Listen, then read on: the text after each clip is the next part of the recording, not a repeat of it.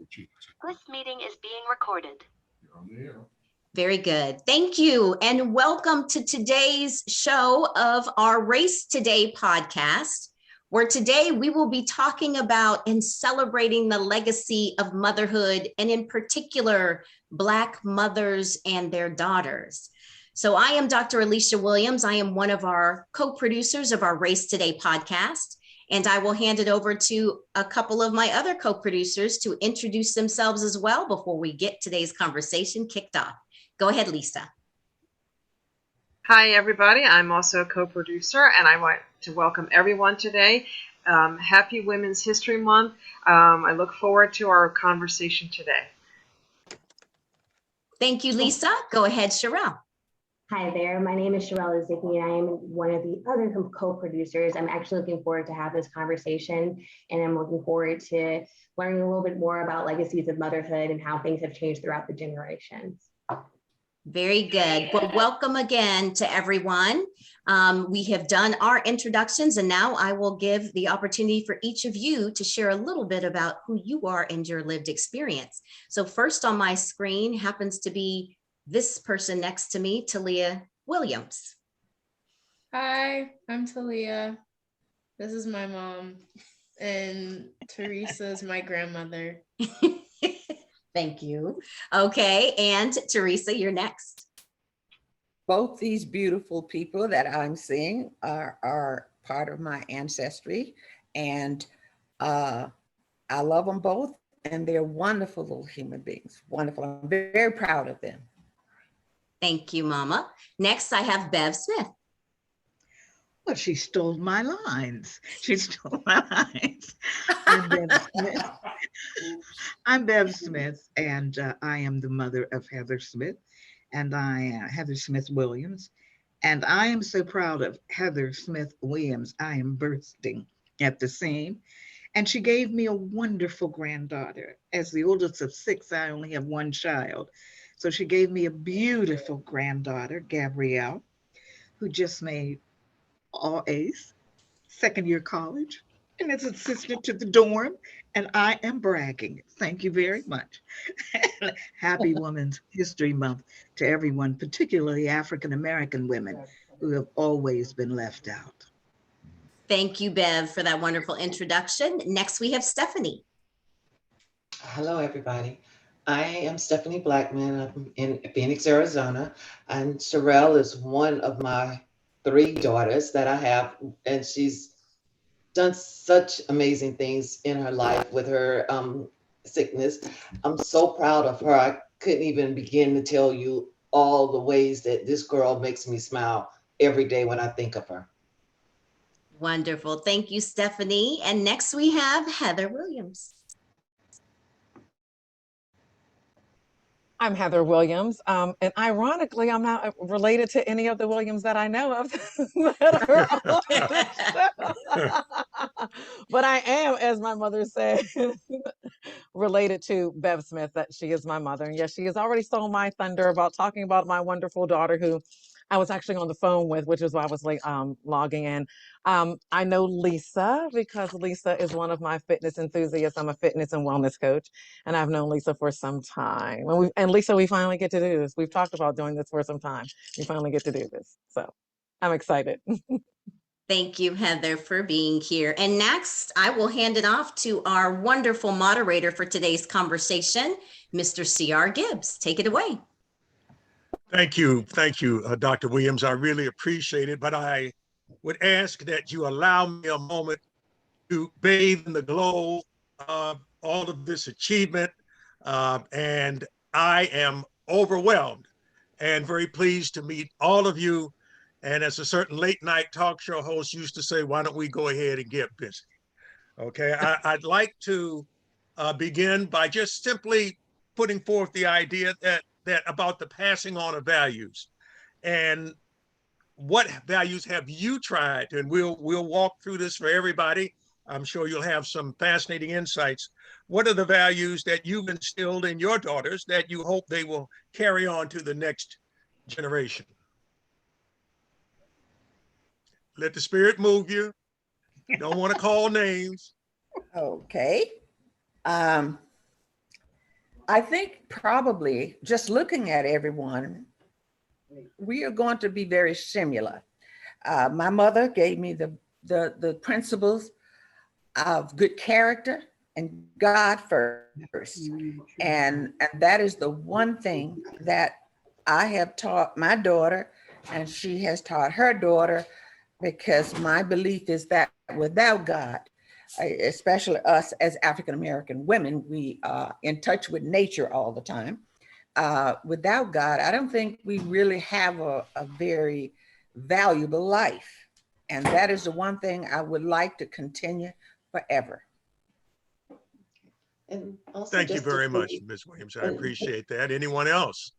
to piggyback off of Teresa, not only God, but also education and work ethics. You know, Okay. everyone needs some education, and my daughter, graduate of Clark College, yay, Atlanta, Georgia, and work. You know, you have to go to work. You need to be on time. You need to be responsible. You need to be accountable for the things you do in life. So I want that to continue on. I want to see greatness from my next generation. Thank I, you. Thank you, Stephanie. I would Appreciate it.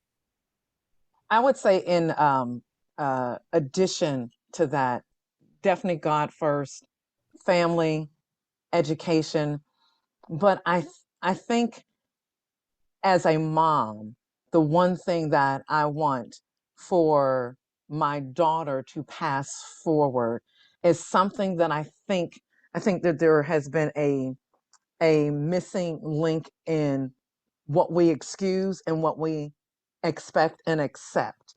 And I grew up in a household, in a family where I say this when I teach my classes and with my clients: no is not an option. No is not an option. Figure it out. And I find myself, or I have found myself over the last 2 years, in the pandemic, and just listening to things that I've heard, because I think the pandemic took a lot, but I also think it gave a lot because it forced us to stop and really see who we are as a country, as a race, and I don't mean ethnic. I'm talking about as human beings, how we are in our social interactions with one another, and what we are passing forward. That some of the things that are on that torch don't need to be passed forward, and I think we need to look backwards, not in a MAGA way, because that wasn't really good for a whole lot of us. But we need to go backwards in the sense that when I think about who Black people are and what we have as Black Americans specifically endured, no cannot be an option. Everything that we are envisioning, everything that we are seeing, everything that this woman is going through to be a Supreme Court justice is in essence who we are. It's what our ancestors primed us to be. Therefore, we should not be surprised. We need to be pointing out to our sons and our daughters that this is what you're going to deal with. Let's stop talking about whether it's fair or not. Let's stop talking about how I can't still believe we're still here. This is where we are, but we have been given the tools and the stock and the genes to endure it. We have got to take the excuses away. Thank you. Thank you very much. Uh, I could be wrong, but I think we may be still missing a response or two. Would anyone else care to? Heather's mother needs unmute. Yes, go ahead. Bev, if you want to unmute, and then I can go after you. Did I unmute? Can you hear me? Yes, Okay. now we can. Yes. Good, good. I'm raised in a family not only that demanded respect, because I think that we as a people have lost our respect for each other. I'm talking about for each other, and I'm not apologizing for talking about Black people. The other thing that we learned was family. And family doesn't only mean biological family. It means the lady next door that you check on, that you used to check on, or the gentleman who was in front of the pool room, who used to stop the boys from being in the pool room. I think we have lost all of that. And in particular, I think we no longer appreciate what African American women have contributed not only to the survival of our ethnic group, but to the survival of our country. Because as we look at Black History Month, I'm a potato chip nut, Black woman, invented it. Now I can eat them and not worry about my hips because a Black woman invented the potato chips that I love. I think it's our responsibility not to sit around and wait for other people to teach our history. I'm very tired as a 53-year talk show host, radio and television, of people calling me up and saying, well, they're not teaching it. They don't have to teach it. It is our history. We do not expect them to say that it's hot and cold because a Black man invented the cooling unit, that you can hear me because the sound has been elevated by a Black man who worked with a white man, that you can see me because the man was blind and the person that worked on it with him was a Black man, that you can ride around in confused DC, especially since Trump, because a Black man finished the product. That's our responsibility. And after 53 years in communication and in politics, I am disappointed that Black women are not doing what other Black women did, and that is telling our history, not only the history of our ethnicity, but of the women in our families who overcame everything so that we could be sitting here today. Thank you. Thank you, Ms. Smith. Appreciate it. Thank you so much for that. I think, wow, that was powerful and definitely calling us to some duties and responsibilities that we need to have in who we are as Black women. I would just say, I think, as my mom also talked about, and as Heather mentioned, the values that I definitely have continued to pass on to my daughter and our son as well is always to use your voice. Your voice matters. You have something to say, even if it's to an authority figure, your voice matters. You can say it in a way that's respectful, but don't sit on it. And I think also, Heather, as you mentioned, my mama definitely taught me no is not the answer. There is always a way, always a way. So thank you. Thank you. Thank you, Dr. Williams. And yet I still sense we have not heard from everyone. Could I possibly correct. be? You're not wrong on that one, Ciara, but I actually am going to sit this one out just because I do not have a daughter. I am just a daughter to my mother. So I can't talk about what I will pass on. However, I can definitely speak on the things that, you know, especially as of recently, I think one of the things that I'm truly grateful for is the grace that my mother has gave me for me to be me. And I think sometimes you forget that, you know, I had an ideology of like, you know, a parent's supposed to know, they're supposed to know everything, and realizing that, you know, they're humans too. They have emotions too. They have to do things as well. And, you know, they sacrifice. As one of her 3 daughters, I am forever grateful for all the things that she has instilled in me, because it means so much of what she gives me. And I'm so grateful, I don't want to get teary-eyed, that, you know, as I grow up and I enter this journey of adulthood, and whenever I do decide to have kids, to know that my mom's always going to be there for me. So, you know, I don't have any kids, DR, but I definitely say that, you know, she means the world to me, and she's always pushing me, and I'm so grateful for her grace that she has given me throughout this time. No, thank you very much. And yet, I would like to interject something for a moment. As I Okay. sit here and listen at what all of us are saying, I don't feel so detached as I feel closer to African Americans. And I think as we speak, we're saying the same thing. So maybe we're not quite as separate as we think we are. And I mean, the respect, God, it makes me feel like we all were raised by pretty much the same mothers. And that is what I'm very proud of, because that's what I'm hearing. And if I wanted to cry, I would cry, because you're crying from a loving emotion. And I would say that that's just like reading a passage in the Bible. Yes, ma'am. Wow.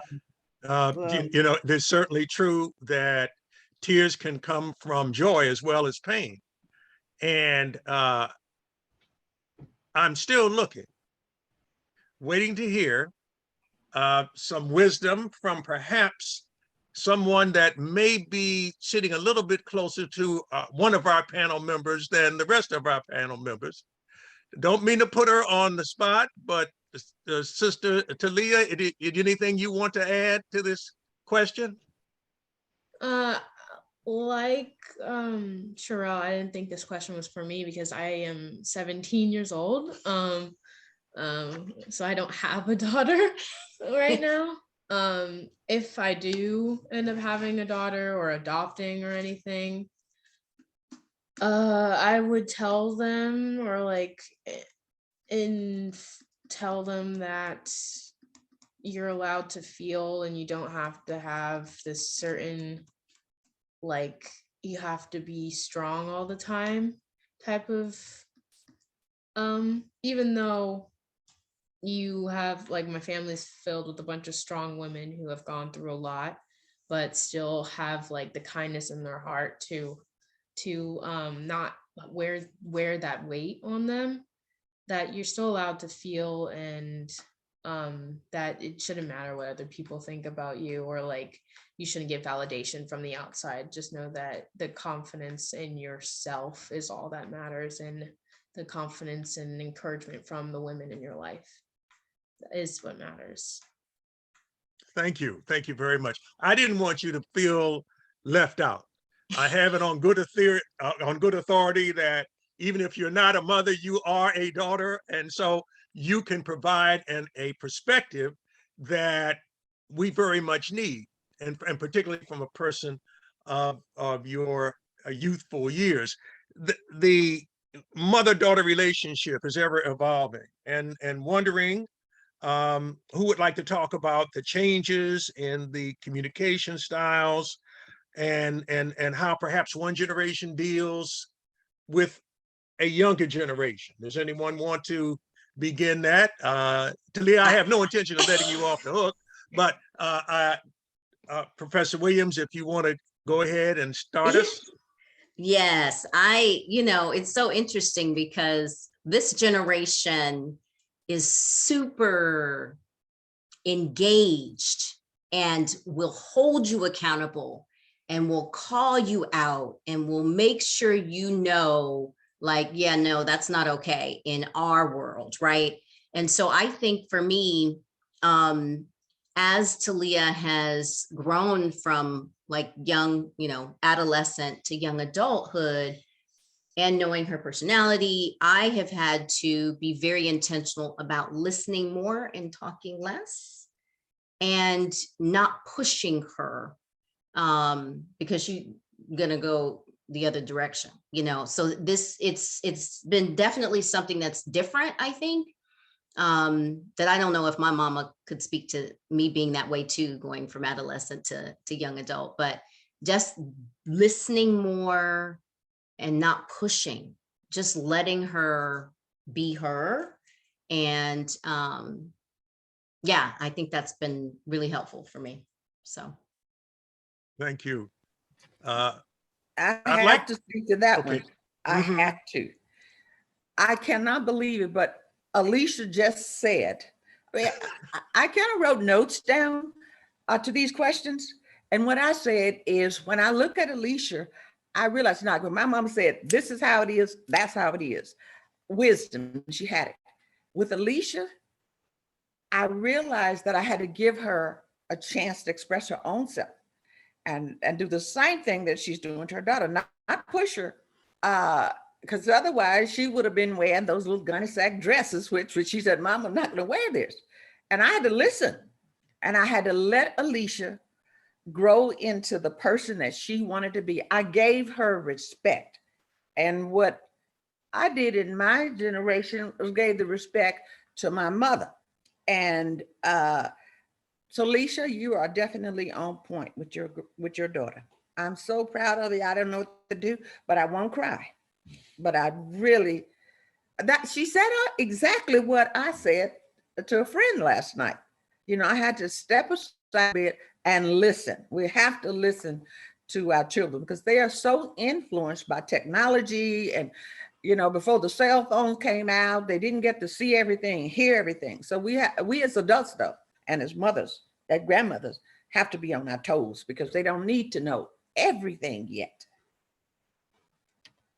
Yes, indeed. Anyone else care I to just want to, comment? yeah, I wanted to comment on what Mrs. Williams said in Hmm. relation the last statement about technology. It hit me and my husband, and I'm laughing because it hit us. I think Gabrielle, who is now 19, um, she must have been about like early middle school, and I had asked her to. She wanted some food. I'm like, call them, order the food, and then we'll go and pick it up. And she's sitting there with her phone in her hand, and I'm looking at her like, why aren't you calling them? And she goes, well, I don't know how. And I'm like, you have a phone right in your hand. What do you mean you don't know how to call them? And then as I was saying it, this light bulb went off in my head. Well, of course she doesn't know how to call. Like she knows how to make a phone call. Like if she and Talia were friends, she would know how to call her. It would probably end up something like a Snapchat or a text, but she would know how to do it that way. But in the way of me picking up the phone and going, "Hello, Mrs. Williams. This is Heather. And how are you today, ma'am? Is Alicia available right now? Oh, she's not. Oh, my mother is fine." Those days are gone. So I think as parents continue to, because technology is not going anywhere. So I think as we parent with all of those earlier things that we talked about that we wanted to instill and carry on, and that is very important. But to Alicia's point, there's a point where you have to stop. There's a point where you have to do a lot of listening. There's a point where you have to learn it, because in the same way she couldn't at the time, and now we have, we've done the whole phone, this is how you call for this is how you make a business call, all of those types of things. But the same way she couldn't do the hello Mrs. Williams, someone else is not calling your house and I'm a Mrs. Williams and going, hello Mrs. Williams, is Gabrielle home? And so if you're not in tune, and if you spend, I think, too much time and what sometimes previous generations said was dialogue, it wasn't dialogue. It was them sitting there talking to you. No, there has to be the dialogue so they know that not only is the door open for the conversation, but you've got to speak their language. I mean, Well, there's no way around it. You have to be able to speak their language, not the way you interpret their language, but their language. but that's because you would have a continuing dialogue. My daughter's talking to me. I'm absolutely sure of it because I am a little bit challenged electronically, technically. And don't laugh too much because a whole lot of us are that way these days. But what I want to say is, I think that there can be a combination of both. I think to eliminate every principle that made us who we are, every principle, that is the respect for each other, the dialogue. I think that we no longer, as African women in America, no longer do we share information like we should. I used to go to my grandmother. My mother went to my grandmother. If you had a cold, you call up Nana. Anybody feel me? And you say, Nan, I got this cold and I can't get to the doctor. What should I use? My mother would go out in the yard. Maybe I'm older than everyone because I don't see anybody agreeing with me. Go out in the yard, pick out something, boil it. My grandfather used to take rock ice, whiskey, and a few little other things and make a cough syrup that it did what Vicks could not do and cannot do today. So I think that we have to pass on our culture because as I 53 years in television and radio, I can tell you, we are the only ethnic people, in my humble opinion, that don't share their ethnicity. It's as if we are running away from our Blackness. We don't need it anymore. In the meantime, the Asians that are here teach their history. We know our Jewish friends teach their history. We need to be doing the same thing, because if you knew who we were, and what we're seeing today is exactly what we went through and then some. I sat with Emmett Till's mother and I got a chance to hear her. So I'm thinking that as we talk about communications, let us combine it, the language of the new and the language of the old. Is that possible, panel? Yes, indeed. Okay. Thank you so much.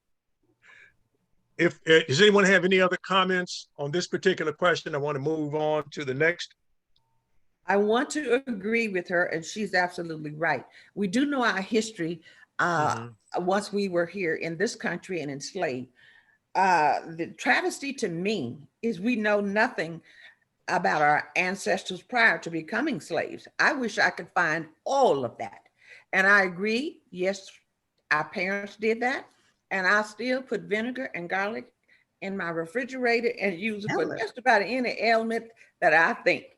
And it is so true, the beauty of people in, 70, 80, when I was 6 and 7 years old, they taught us.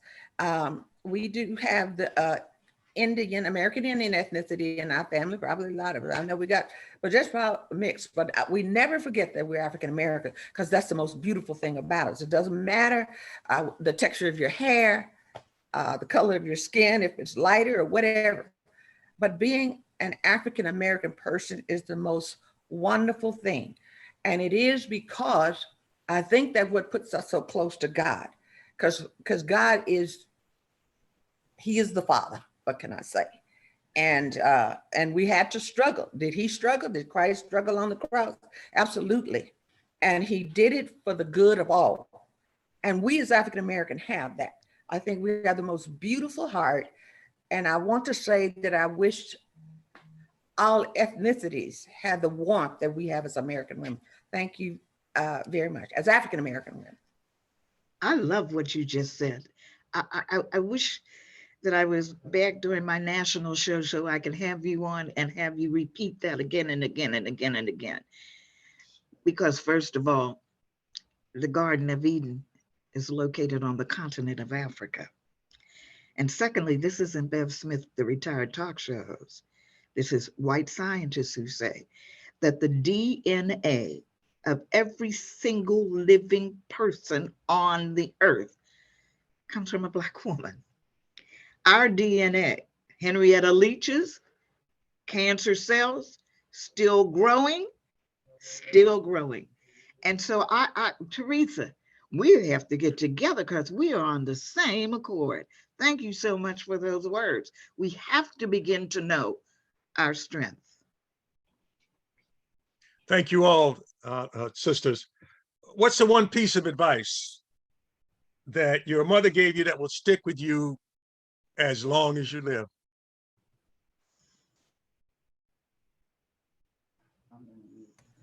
In teaching us morality and character and love. My mother told me, don't worry so much about what the other fella is doing. You just make sure that you're right. That's it. And if I stick with that, no matter how I accomplish that, whether it's through God, my mother, my mama dog, my great, whoever, that is what she would say. You just make sure you are right. That's it. And I'm sorry I have to comment on pretty much everything, but I actually talk too much, so I have to tone myself down. So I'm gonna do that right now. And Mama, I'm going to come in right after you, because one of the things, you've given me lots of advice, but one of those, which I absolutely carry with me, and these children, everybody knows, always tell the truth. Do not lie to me. And that is the one that they know. Don't let me find out about something that you should have told me about. Always tell the truth. Do not lie. And I cannot stand lies. And I definitely get that from you. You want to say?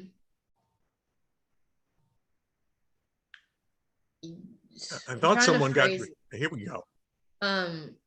It's like you got to do your part and then give the rest to God. I think that's the Cool. correct phrasing. And Mhm. I'll say one thing my mom told me was know your worth, know your value, know what you can do, and don't let nobody else stop you no matter what. You can do and be whatever you want to do and be, but know it, do it, know your worth.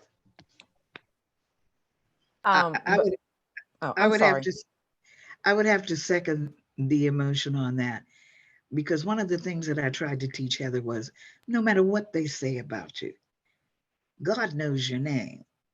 He knows who you are. And you have an entity, you have something that you can go to when everything gets bad, because had we not had the true spirit of God, we would not be sitting here today, not as women and not as ethnics. So I think one of the things that my grandmother put in my mother, and that my mother put in me, is learn to lean on Jesus and learn to lean on God.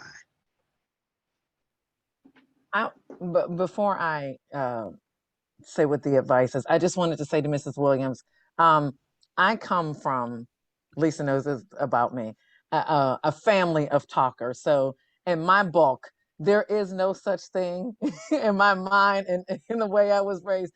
There is no such thing as too much talking. So Mrs. Williams, I would not silence you at all. That would be the first thing I would say. I would say the advice that I always hear in the back of my head, it's a combination of things. It's from my mother, my father. My father's was never ask a question you don't always have an answer, you don't already have the answer to. And for the longest time, that perplexed me. My mother's was, but did you ask? So if I couldn't figure something out, it was, but did you ask? There has to be somewhere, someone, something, some encyclopedia on the shelf, some teacher that you could have talked to instead of hanging out with your friends on a playground. But did you ask? And I think when you give that to a person, the first thing that you're giving them is the ability for self advocacy. That's what that really is. It's not just about the question, it's about advocating for yourself. So that was one of the first things I wanted to teach. We call her Peanut. Peanut, don't come. No, no, but did you ask? Okay, but did that even make sense? Like, did you go back? Okay, I need you to go back. No, no, no. I need you to go back and figure it out. And then let's do some critical thinking here. Because just as an aside, my whole concept around the whole critical race theory, I think what we are getting lost on without taking the conversation too far left is that if you listen to what the opposition is, they don't even know what critical race theory is. What they're trying Amen. to communicate to us is that they Mhm. don't want us critically thinking. That's what the conversation is. But that's a whole different conversation. But in that, did you ask? The reason why I can hear that what they're saying is they don't want us to critically think is because I had a mother who said, but did you ask? Because that's where your answer comes in. Your answer comes from not just the information, but your ability to advocate to make sure you get the information. That's where that comes from. Thanks. Thank you very much. How has the perspective of your daughter changed or remained the same as she has become an adult? Or I'd put it a slightly different way for either of you, for the daughters and or the mothers. As you've gotten older, has your mama seemed smarter as you've gone along? Uh, Heather, you do, better not do you answer now that. appreciate her in ways that perhaps you did not appreciate 10 or 15 years ago? I would like to go ahead and start that off. I would definitely say that I think, mother-daughter relationships are very unique in general, right? Me and my mom, we're very similar, but we're oil and water.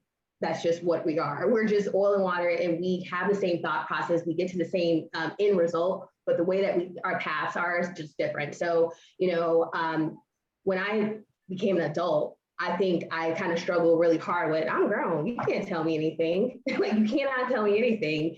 forgetting that, she's still paying my bills. She's still doing things for me, car notes, all the things that, a parent will never stop doing. One thing that my mom has always said, as a parent, you just do. And you do what you can, you do what you have to, and you will always find a way. And then, of course, straight out to Clark Atlanta University, you find a way or you make one. And I think my mom is the epitome of finding a way, and she will always make one because her story is phenomenal. And the fact that she has 3 daughters and she did it, and I don't know her struggles of how she did it, I just know it was done. So I think, for me, early adulthood was a little rough for me, but now I'm at this point in my life where I'm looking at my mom as a person and not my mom. And so realizing that she is the same exact person as me, we have emotions, we have ups and downs, but I have the luxury of being by myself and figuring out that, and she had 3 daughters to also think about. So I'm just more so at this, again, gracious point where I'm just meeting myself at the point of like, you know what? She has feelings too. Just because she's my mom does not stop her from being human. So I'm just now, like we talk every day. I'm more so kind of pushing her to be just whatever she wants to be. She's done so much for me that my communication style now is like, I want you to live. Like, you live so much for everyone else. Let's live for you. Your birthday's coming up. We're doing something by yourself, with friends, whatever it is that you want to do. So I think it's more so getting to know my mom as an adult and not looking at my mom as my mom, and also looking at my mom as kind of like my friend. And then also giving her that grace of, wow, like if I had the same tools that she had, what outcome would I would have gotten? The things it's so easy to project what you would have done when you're not in that situation.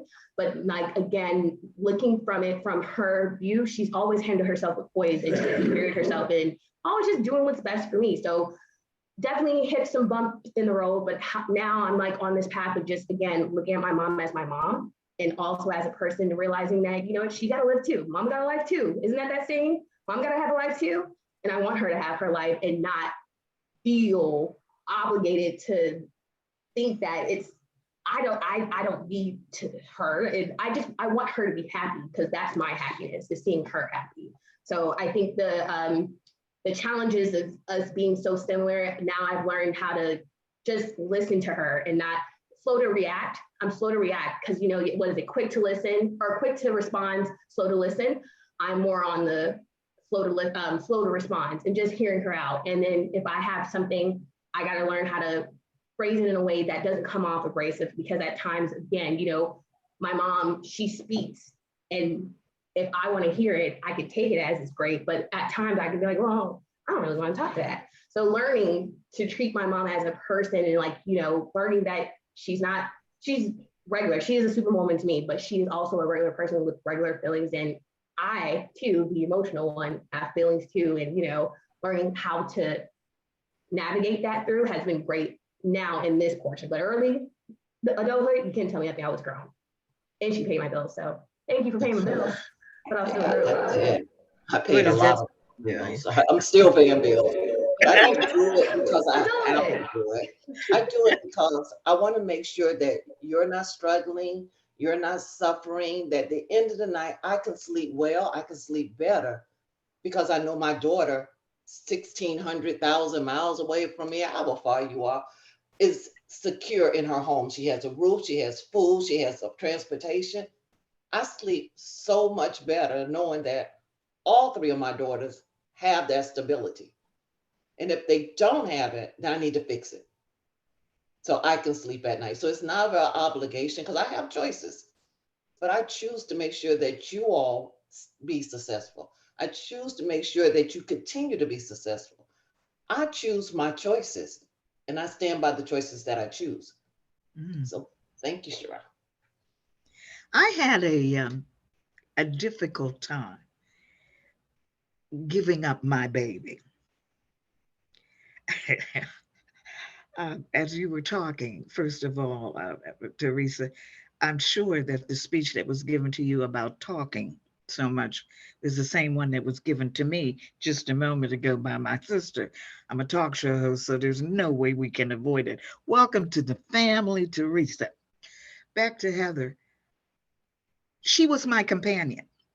when I left my husband and started my career, I traveled and I took my daughter with me.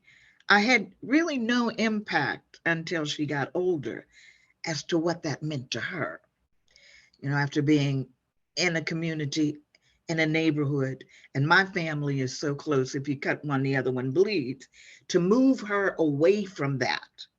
I'm thinking to myself, what is she complaining about? We got a house with a swimming pool and I'm working 2 jobs to take care of. But I didn't hear her because we can listen and not hear, and we can hear and not listen.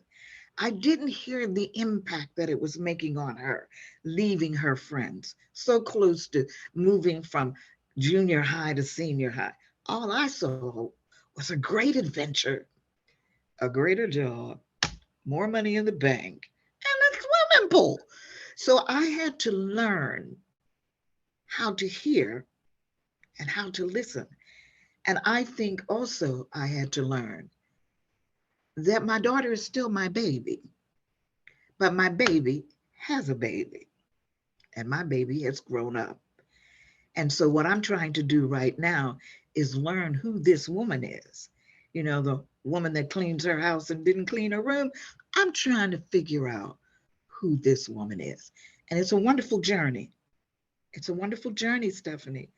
It's a wonderful journey, Teresa. And Lisa, I don't know whether you're on the journey or not because I haven't heard, but it's a wonderful journey to get to know your daughter as a woman, because not only does she become your daughter, but she now is your friend.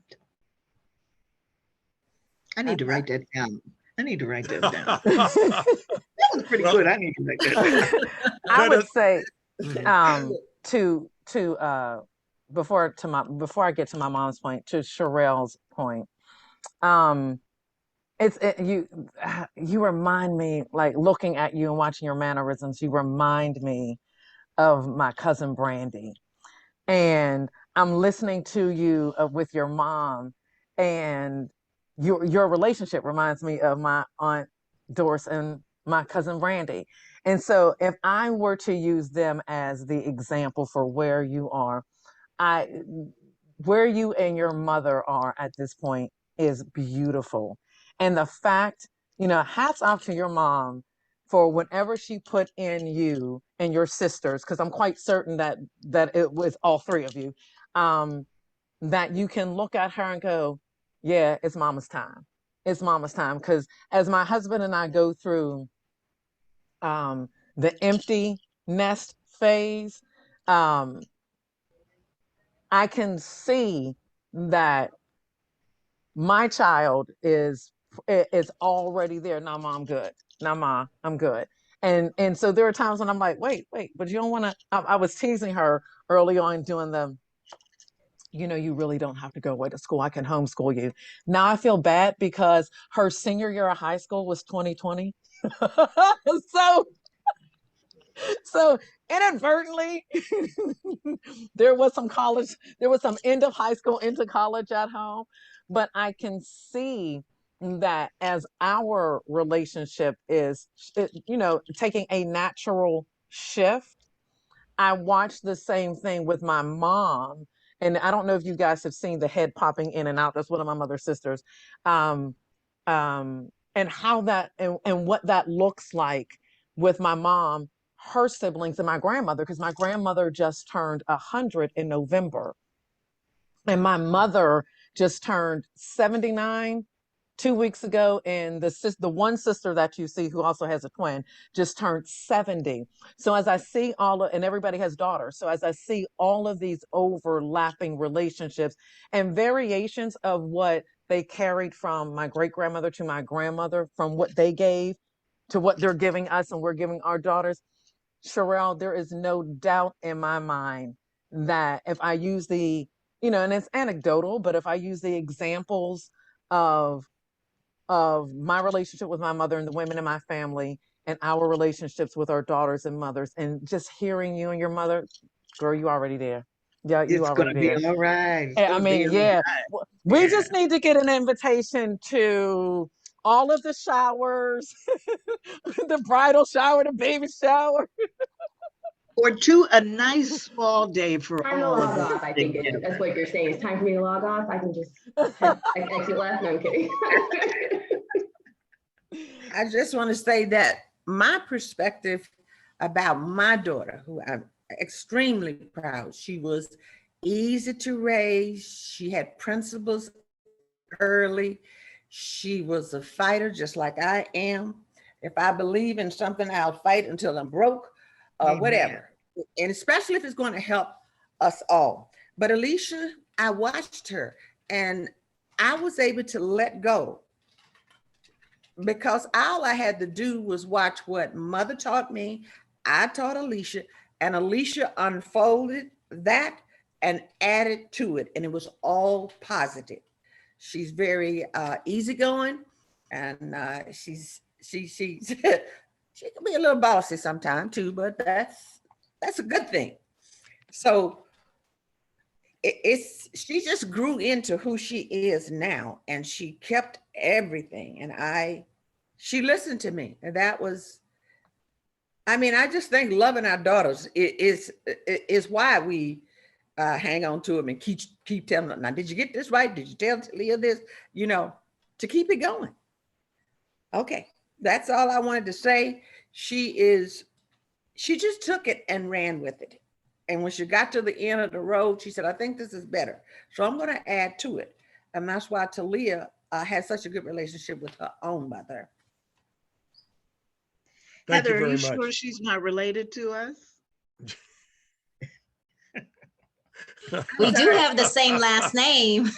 Oh, I think True. we're all related. Yeah, I mean, you know, Amen. I'm just gonna claim it. Even though Williams is my married name, I'm just gonna claim it. I'm just gonna claim it as me family. too. Just say it is. Just say it is. Oh, by the It way, is. It ladies, is. I have a quick question. Because we talk about making sure each one teach one, and we keep spreading as much about who we are to the depths of our soul. Anybody knows what's going on with the National Association of Negro Business and Professional Women's Club? Anybody belong to that? I do. I've been a member for the last 50 years. And in the last 12 years, our chapter disappeared. That's what People I thought. moved and our chapter disappeared, as did the National Council of Negro Women, as did the C. Dolores organization. And I think Ife is doing a fabulous job. But we women are not joining and coming together like we used to. And I personally think that has harmed us. So the answer is we've disappeared, like the NAACP has in many cities. We've disappeared. I would just add into that. I also think that it's where you are. I happen to live in Maryland, surrounded by DC in Virginia. So my perspective is skewed. I'm just going to say it's skewed. And so when you add in the HBCUs, when you add in the very active chapters of NAACP, particularly I live in Prince George's County. So I mean, there are like 5 or 6 different chapters, active chapters in my county. And then when you combine that with the fraternities and the sororities, and then adding into, our vice president, who has, it's funny because having deltas and AKs in my family, and also having women who are of social organization, the links in my family, it's I don't want to say it's a no-brainer for me, but it's like it's no big deal. And being reminded by the vice president's presence, no, it actually is a big deal. And like, let's not lose the fact that all of that is a big deal. When I would just say if there's not an active chapter in your if there's not an active chapter of NAACP, but actually they're on this mission right now about around voting and getting people prepared for the primary and understanding how voting is changing in your not just your state but your individual communities, because we're hearing a lot about the state level, but not how that affects you at your local precinct and what you will and will not be able to do. Where's my phone? I'm gonna have to go back to the phone, y'all. I mean, you got it. Please do it for more than Kim and Kanye. Like, could you use this for something important? So Use with it the to hear, use it to hear a friend of mine from New Jersey who interviewed the candidate for the Supreme Court, Cory Booker. Did anyone get a chance to see him interview the candidate for the Supreme Court? That will make you feel good all day long. You will hear it, you will listen to it, and you will run it again. I'm hoping I'm not losing it because I am running it so much first because it is a Black man talking to a Black woman in a respectful and decent way. So if you get a chance, but Heather, you are in an area where that's happening. I'm in Trump country. Enough said. Sisters, we've talked so far about generational differences and changing roles and the powerful influence of received wisdom. In the time we have, I just want to place one question on the table. What is the best advice that you have ever received or given about men?